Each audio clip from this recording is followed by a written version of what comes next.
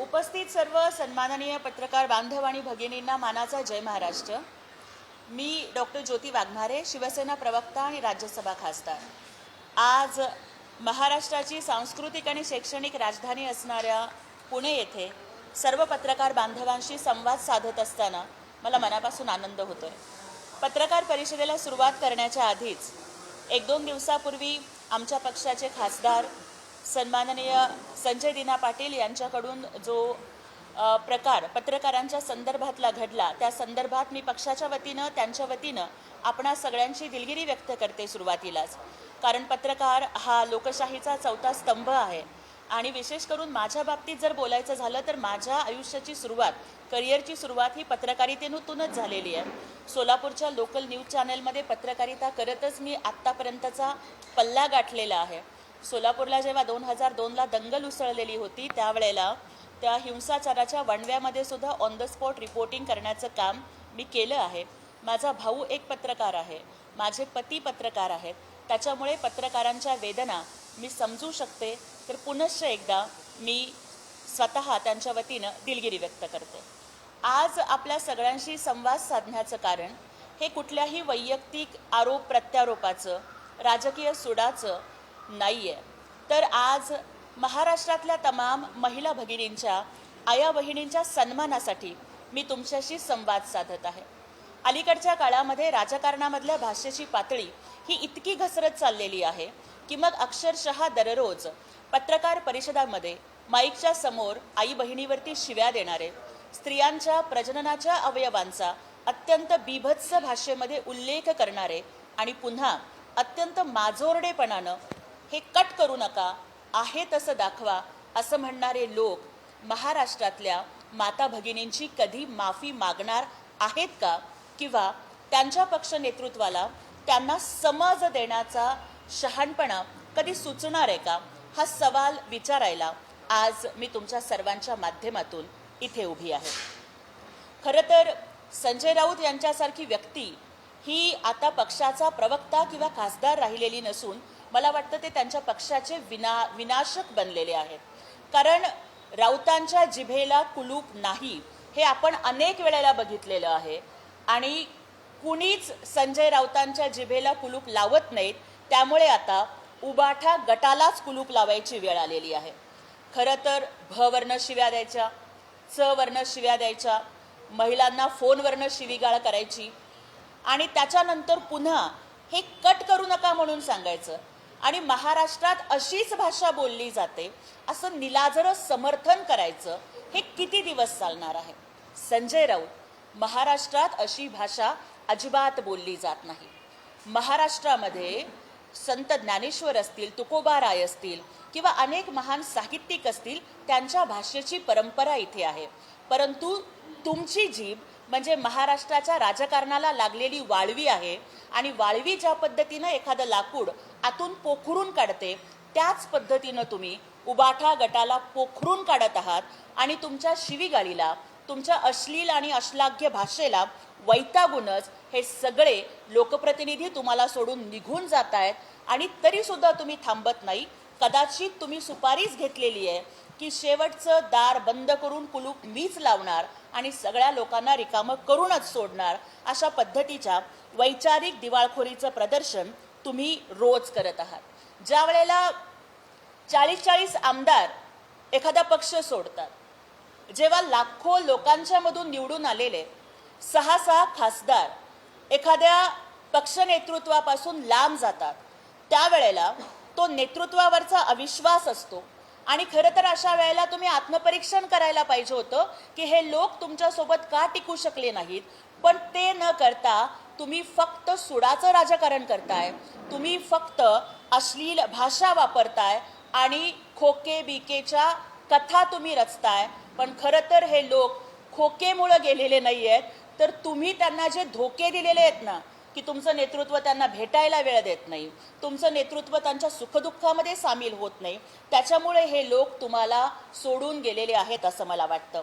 त्यामुळे संजय राऊत आता तर उद्धव ठाकरेंची किंवा आदित्य ठाकरेंची जेवढी स्तुती करत नाहीत त्यापेक्षा जास्त ते राहुल गांधींची आणि सोनिया गांधींची स्तुती करतात आता ते काँग्रेसचे प्रवक्ते राहिलेले नसून काँग्रेसचे ते आता उबाठाचे प्रवक्ते राहिलेले नसून काँग्रेसचे सुपारीबाज झालेले आहेत। खरं तर मला या ठिकाणी वाटतं की संजय राऊत जेवढ्या बगरुरीनं सांगतात पत्रकारांना की डोंट कट, पण आता महाराष्ट्राची जनताच तुम्हाला कायमस्वरूपी राजकारणातून कट करणार आहे।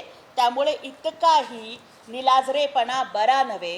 हिंदू हृदय सम्राट बाळासाहेब ठाकरेंनी काँग्रेसच्या विरोधामध्ये उभी केली होती शिवसेना, पण राऊत सारखे लोक नेऊन ठेवतायत आता त्यांना काँग्रेसच्या चरणा। अशी परिस्थिती आलेली आहे की लाईव्ह समोर कॅमेऱ्यासमोर शिव्या देऊन राऊत दाखवतायत मोठा तोरा, पण त्यांनी आता पूर्ण उबाठा गटच करून ठेवलाय कोरा। अशी परिस्थिती त्यांच्या गटामध्ये चाललेली आहे। खरं तर प्रत्येक महाभारतामध्ये एक संजय असतो आणि त्या संजयाच्या सोबत एक धृतराष्ट्र असतो। महाभारतातल्या दुर्योधनाच्या पुत्रप्रेमामुळं आंधळा झालेल्या धृतराष्ट्रासोबत एक संजय होता, परंतु तो युद्धाची परिस्थिती त्यांना आहे तशी सांगत होता। आताही महाराष्ट्रामध्ये पुत्रप्रेमामुळे आंधळे झालेले धृतराष्ट्र उबाठा गटात आहेत, पण त्यांच्यासोबतचे संजय मात्र त्यांना आहे ती परिस्थिती सांगत नाहीत। ते संजय न राहता उबाठा गटाचे शकुनी मामा झालेले आहेत आणि जसा शकुनी मामा कौरवांच्या वंश बुडवायला कारणीभूत झालेला होता, त्याचप्रमाणे संजय राऊत उबाठा गट बुडवायला कारणीभूत ठरत आहेत।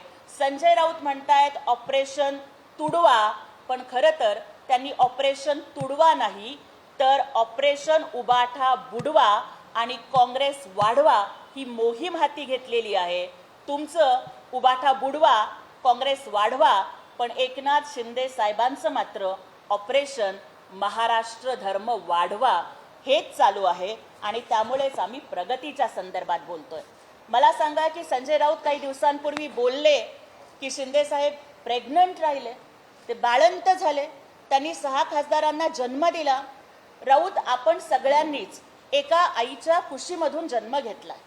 अहो गरोदरपण बाळंतपण ही मातृत्वाची महन्मंगल संकल्पना आहे। ज्या वेळेला एखादी स्त्री गरोदर होते बाळंत होते त्यावेळेला ती एका जीवाला जन्म देते आणि तिचा स्वतःचा सुद्धा बाईपासून आई बनण्याचा जन्म होत असतो।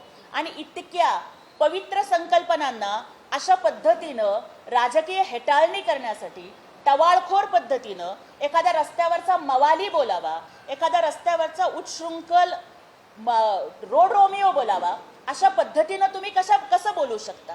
मला तर वाटतं की एकनाथजी शिंदे साहेबांच्या कामामुळं त्यांनी इतका धसका घेतलाय की आता राऊतांनाच माती खाण्याचे राजकीय डोहाळे लागलेले आहेत का काय, असा मला प्रश्न या ठिकाणी पडतोय।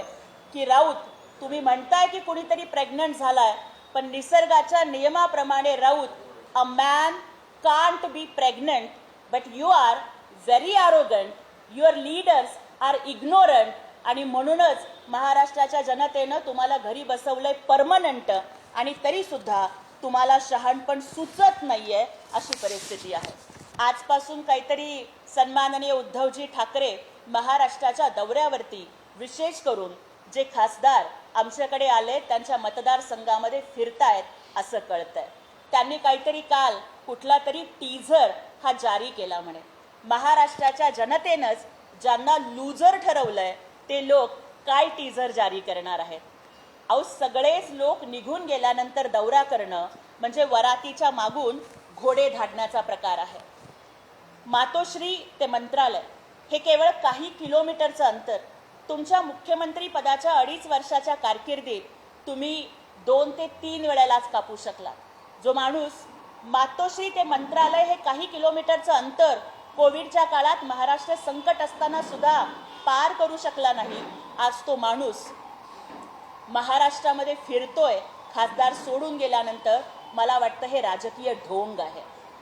ज्या लोकांना तुम्ही तेव्हा नाही वेळ देऊ शकलात, त्यांची सुखदुःख नाही ऐकून घेतलीत, आत्ता तिथे जाऊन फक्त शिव्याशाप देणं, त्यांच्यावरती आरोप करणं याशिवाय तुम्ही दुसरं काय करू शकणार आहे?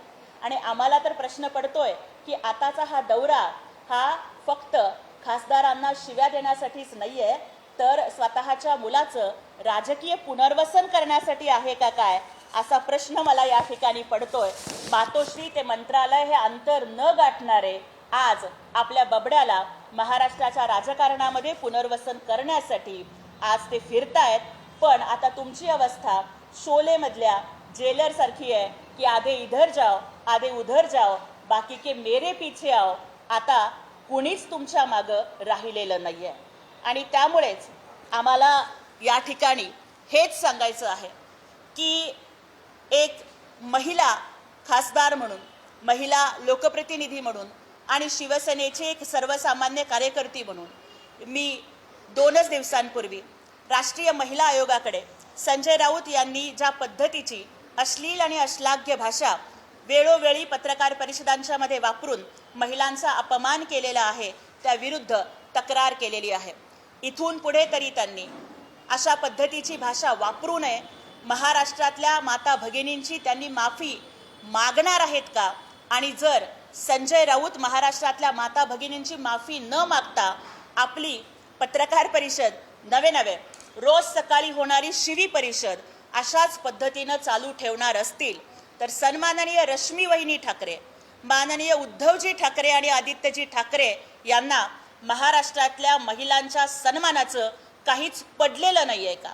राऊत ज्या पद्धतीच्या शिव्या देत आहेत त्या शिव्यांना उद्धव ठाकरेंचं आणि आदित्य ठाकरेंचं समर्थन आहे का?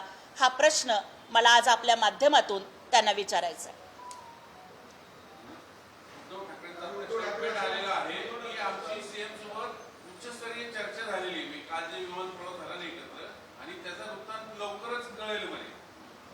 मला खरं तर प्रश्न पडला की काल ते एका विमानात बसले होते.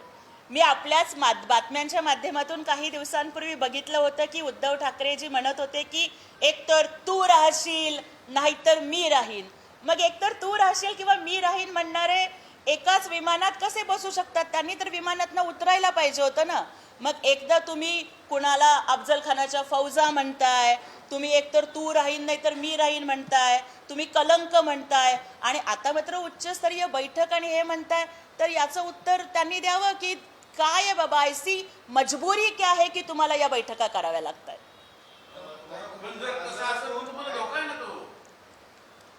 हे बघा, उद्धव ठाकरे असतील, आदित्य ठाकरे असतील, या लोकांचं मानसिक संतुलन हरवलंय.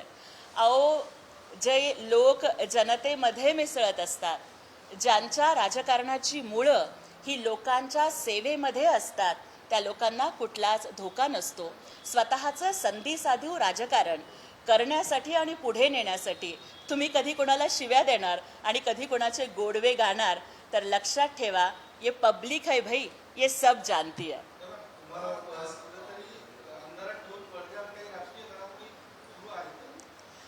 आम्हाला तसं अजिबात वाटत नाही. सन्माननीय पंतप्रधान नरेंद्र मोदीजींच्या आवाहनाला प्रतिसाद देत राज्याचे माननीय मुख्यमंत्री हे विमानातून प्रवास करतायत चार्टर विमानाच्या ऐवजी. आणि तिथे जर त्यांची भेट झालेली असेल किंवा एकाच विमानातून कुणी प्रवास करणं, एकमेकांशी बोलणं किंवा संवाद साधणं, मला वाटतं हे महाराष्ट्राची राजकीय संस्कृतीच अशी आहे ना की कुणी कोणाशी बोललं म्हणून काही तिथे लगेच काही गोष्टी चाललेल्या असतात असं नाही. परंतु आता उद्धव ठाकरेंच्याकडे दुसरंच काही राहिलेलं नाही आहे, त्यामुळे ते अशा पद्धतीच्या कंड्या पिकवतायत असं मला वाटतं.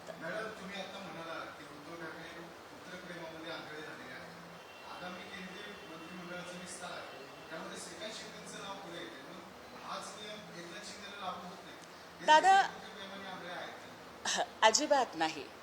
सगळ्यात आधी तर मला हे सांगायचं आहे की मंत्रिमंडळाचा विस्तार आणि मंत्रिमंडळामध्ये कुणाला घ्यायचं हा निर्णय हा सन्माननीय पंतप्रधान नरेंद्र मोदीजींचा आहे. आणि आम्हाला पूर्ण विश्वास आहे की केवळ कोण व्यक्ती कुणाचा नातेवाईक आहे हे न बघता त्यांचं कर्तृत्व बघूनच माननीय पंतप्रधान त्यांना संधी देतील. आणि त्याचबरोबर आपण उद्धव ठाकरे आणि एकनाथजी शिंदे साहेब, आदित्य ठाकरे आणि श्रीकांतजी शिंदे साहेब यांचे कधी आपण कंपॅरिझनच करू शकत नाही. कारण आदित्य ठाकरे फिरतात पण ते युरोपमध्ये फिरतात, इंग्लंडमध्ये फिरतात. महाराष्ट्रातलं उन्हाळ्यातलं टेम्परेचर सुद्धा त्यांना सहन होत नाही, पण याच उन्हाळ्यात 47-48 अंश सेल्सिअस तापमानात सुद्धा आमचे नेते माननीय श्रीकांत शिंदे साहेब विदर्भात, मराठवाड्यात फिरतात. आदित्य ठाकरे प्रिंगल्स खातात, आमचे नेते माननीय श्रीकांतजी शिंदे साहेब कार्यकर्त्यांबरोबर वडापाव खातात. आदित्य ठाकरेंना कोल्ड कॉफी चालते, कोल्ड कॉफी पिऊन पिऊन कदाचित रक्त थंड झालं असेल का काय मला माहिती नाही, परंतु आमचे युवा नेते खासदार श्रीकांतजी शिंदे साहेब मात्र रस्त्यावरती कार्यकर्त्यांच्या सोबत कटिंगचा चहा पितात. 18-18, 20-20 तास ते पक्ष संघटना बांधण्यासाठी महाराष्ट्रामध्ये दौऱ्यांचं वादळ काढतायत. कशी होणार तुलना? एक घरी बसणारा घर कोंबडा आणि दुसरा आकाशामध्ये झेप घेणारा गरुड.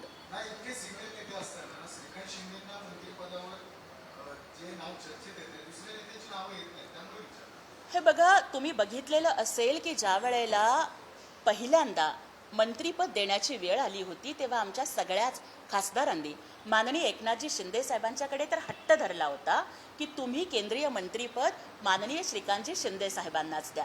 परंतु आपण बघितलं की एकनाथजी शिंदे साहेब हे नात्या गोत्यांना महत्त्व देत नाहीत, कार्यकर्त्यांना महत्त्व देतात. त्यांनी सांगितलं की एका सर्वसामान्य शिवसैनिकालाच आपण हे पद देणार आणि स्वतः खासदार डॉक्टर श्रीकांत शिंदे साहेबांनी सुद्धा सांगितलं की मला मंत्रीपद नको आणि म्हणून एका सिनियर खासदारांना सन्माननीय प्रतापरावजी जाधव साहेबांना केंद्रीय मंत्रीपद हे माननीय एकनाथ शिंदे साहेबांनी दिलं. आपण बघताय माझ्या उदाहरणामधून की माझ्यासारखी एक सर्वसामान्य परिस्थितीतली कुठलाही राजकीय वारसा नसणारे, जिचा बाप मोठा नाही, जिचं घराणं मोठं नाही, एका सर्वसामान्य पत्र्याच्या घरातून संघर्ष करणारी महिला राज्यसभेची खासदार बनू शकते. हे एकनाथजी शिंदे साहेबांच्यामुळं आणि श्रीकांत शिंदे साहेबांमुळंच होऊ शकतं. आमचा पक्ष कार्यकर्त्यांचा आहे, शिवसैनिकांचा आहे. राहिला विषय चर्चांचा तर अनेक चर्चा होत असतात, परंतु मंत्रिमंडळात कोण येणार याचा संपूर्ण निर्णय माननीय पंतप्रधान मोदीजी घेतील.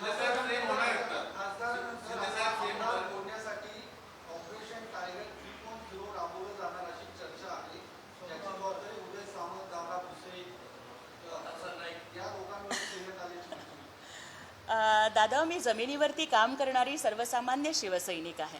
मी आपल्याला एवढंच सांगू शकते की जे ऑपरेशन टायगर काही दिवसांपूर्वी अत्यंत सक्सेसफुल झालं त्याचं वर्णन मी तर एवढंच एका वाक्यात करेन. मराठीतलं एक गाणं आठवतं मला की भल्या भल्यांच्या केल्यात बत्त्या गुल, आमचा नेता लय पॉवरफुल. आमचा नेता इतका पॉवरफुल आहे की आता काही लोक रागानं फक्त शिवीगाळ करतायत. त्यांच्यासाठी खास हीच ओळ की बघतोस काय रागानं, अरे तुला चितपट केलाय वाघानं. त्यामुळे माननीय एकनाथजी शिंदे साहेबांनी जर ठरवलं तर त्यांना काहीच अशक्य नाही आहे. परंतु खासदार सोडून जातात, नगरसेवक सोडून जातात, शाखा प्रमुख सोडून जातात, पण तरीसुद्धा हे लोक आत्मपरीक्षण करायला तयार नाही आहेत. त्यांचं आपण काय करणार?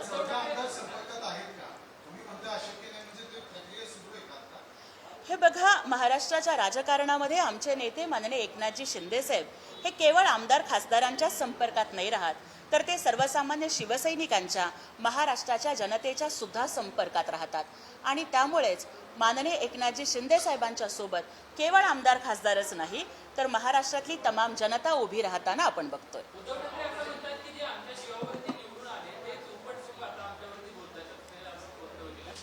खरं तर तुम्ही कुणाला उपटसुंभ म्हणताय?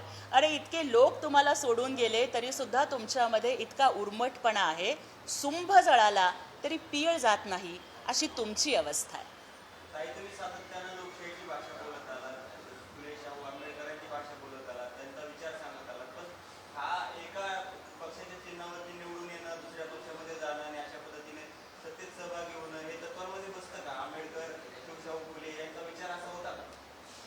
दादा, बाबासाहेबांचा विचार समतेचा, महात्मा फुल्यांचा विचार शिक्षणाचा आणि फुले शाहू आंबेडकरांनीच आम्हाला शिकवलं की व्यक्तीपेक्षा विचार मोठा असतो.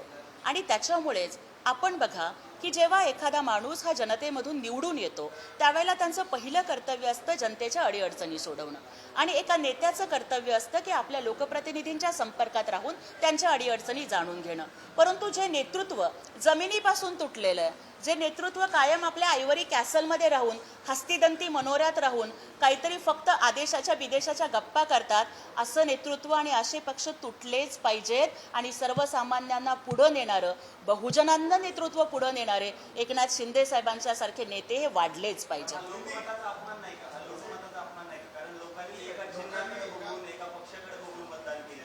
मुळात प्रचारच हा पक्षाकडे बघून केला जातो, चिन्हाचा प्रचार केला जातो. एका चिन्हावरती एका पक्षावरती एका पक्षप्रमुखावरती विश्वास ठेवून लोकांनी मतदान केलं आणि त्यानंतर अशा पद्धतीने सामील होणं हे पटतंय? मला वाटतं की लोक विकासासाठी निवडून देतात, आपले प्रश्न सोडवण्यासाठी निवडून येतात.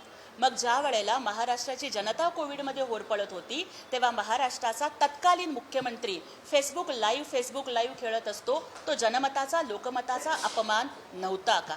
ज्या वेळेला लोक हे कोविडमध्ये होरपळत होते तेव्हा खिचडीमध्ये पैसे खाणं, जम्बो कोविड सेंटरमध्ये पैसे खाणं, रेमडेसिवीरमध्ये पैसे खाणं हा लोकमताचा अपमान नव्हता का?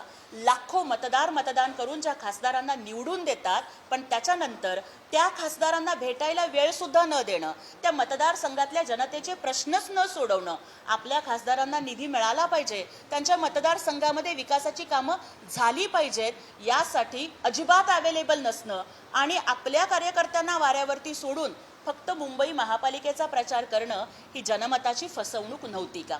मग 2019मध्ये महायुतीचं मंगळसूत्र गळ्यात बांधून निवडून यायचं आणि नंतर मात्र महाविकास आघाडीसोबत मात्र पळून जायचं, तो जनमताचा अपमान नव्हता का?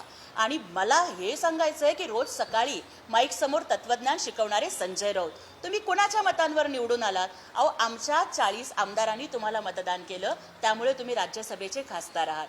आणि जर मग असं असेल तर ज्यांना तुम्ही रोज शिव्या देताय ना, तर त्यांच्या मतावर मिळालेली खासदारकी उपभोगू नका, राजीनामा द्या आणि जाऊ देत राऊतांना निवडणुकीला सामोरे.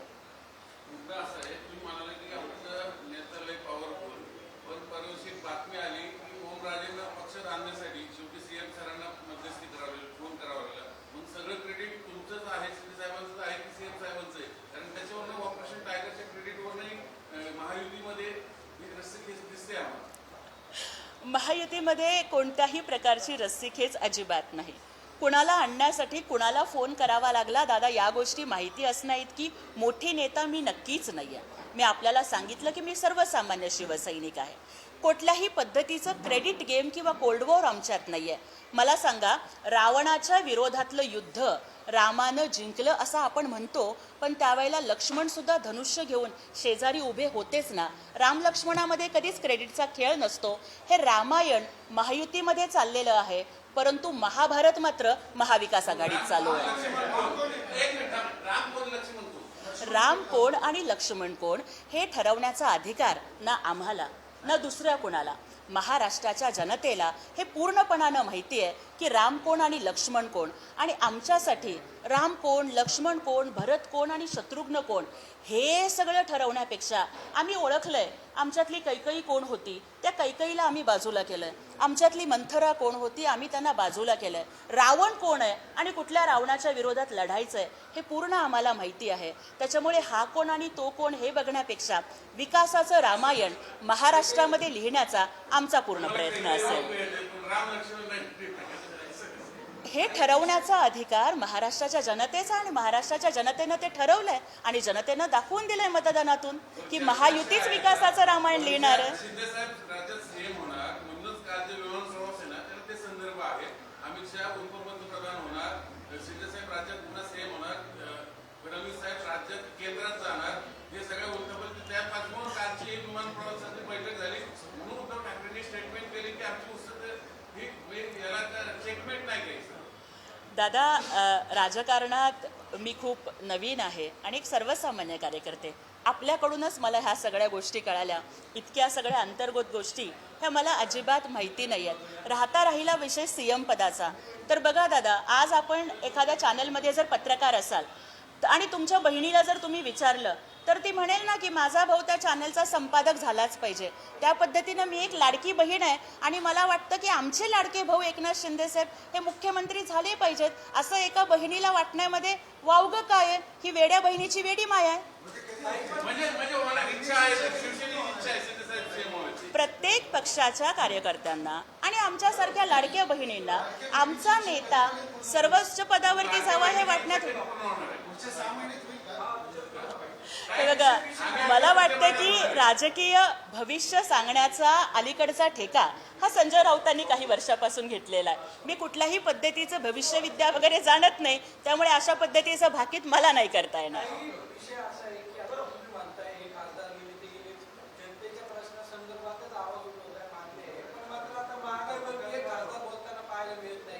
खतं भेटत नाही शेतकऱ्यांना. दुसरा विषय असा आहे की लाडक्या बहिणीचे पैसे आले नाही, त्यावरती कोणच बोलत नाही. या सगळ्या प्रश्नांच्या वरती बोलणं ही आमची नैतिक जबाबदारी आहे.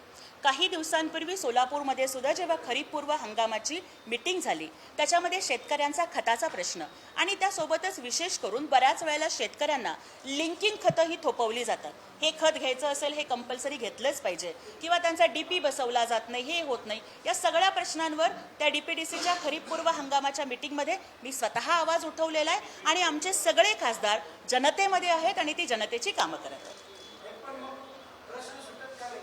प्रश्न सोडवण्यासाठी काही वेळेला पाठपुरावा लागतो, काही वेळेला इच्छाशक्ती लागते, विकास कामांसाठी निधी लागतो. त्या सगळ्या गोष्टींचा समन्वय साधून आमचे नेते माननीय एकनाथजी शिंदे साहेब, आमच्या नेत्यांशी माननीय एकनाथजी शिंदे साहेब हे आमचे नेते हे स्वतः शेतकरी पुत्र आहेत आणि जर आम्ही आमच्या लेवलवरती प्रयत्न करतच आहोत परंतु आमचे नेते सुद्धा शेतकऱ्यांच्या पाठीशी खंबीरपणे उभे आहेत. सगळ्या प्रश्नांचा पाठपुरावा करून तो तडीस नेण्याची ही आमची नैतिक जबाबदारी आहे. केंद्रातला आहे खतांचा साठा जो आहे ना अपेक्षित होतो, युद्धाचा परिणाम झालेला आहे, पण तो साठा मुबलक प्रमाणात उपलब्ध नाहीये. त्यासाठी काय शेतकऱ्यांकडे पेरणी नाहीये, पाऊस नाही, हा विषय. हे बघा, राजकारणामध्ये काहीही चाललेलं असलं तरी आपला अन्नदाता शेतकरी हा दुष्काळाच्या सावटामध्ये उभा आहे आणि त्यामुळे अल्निनोचं संकट एका बाजूला आहे, दुसऱ्या बाजूला जागतिक महायुद्धाचं संकट आहे आणि त्याच्यामुळे ह्या अनेक गोष्टी होत आहेत. परंतु आमचे सन्माननीय नेते एकनाथजी शिंदे साहेब या सगळ्या परिस्थितीवर लक्ष ठेवून आहेत आणि शेतकऱ्यांना कुठल्याच पद्धतीची अडचण उद्भवू नये यासाठी ते रात्रंदिवस प्रयत्न करत आहेत. नाही, शेतकऱ्यांना कुठल्याही पद्धतीच्या अशा जर अडचणी होत असतील तर मी स्वतःसुद्धा, आपण ही पत्रकार परिषद संपल्यानंतर सुद्धा मला त्या गोष्टी सांगा, मी स्वतः संबंधित अधिकाऱ्यांना लगेच फोन करेन, पाठपुरावा करेन आणि शेतकऱ्यांना कुठल्याही पद्धतीची अडचण आम्ही येऊ देणार. कर्जमुक्तीसाठी काही अटी ज्या आहेत त्या जाचक अटी असल्या, नाशिक असेल किंवा इतर जिल्ह्यामध्ये पैसे शेतकऱ्यांपर्यंत गेले पाहिजे. बळीराजा हा केवळ महाराष्ट्राचा नाही तर भारताचा कणा आहे. Agriculture is the real culture of India आणि त्यामुळेच आमचं शासन शेतकऱ्यांच्या पाठीशी खंबीरपणानं उभं आहे. कर्जमुक्ती ही शेतकऱ्यांना नवसंजीवनी देणारी आहे. कर्जमुक्ती ही सहज सोपी असावी यासाठी आम्ही पूर्णपणाने प्रयत्न केलेले आहेत आणि तरी जर काही शेतकरी बांधवांना, माझ्या बळीराजाला काही अटी जर जाचक वाटत असतील तर आम्ही स्वतः आमच्या नेत्यांच्याकडे विनंती करू आणि शेतकऱ्यांना सुगम पद्धतीनं कर्जमुक्ती व्हावी यासाठी आम्ही प्रयत्न करू. ठीक आहे, धन्यवाद, थँक्यू.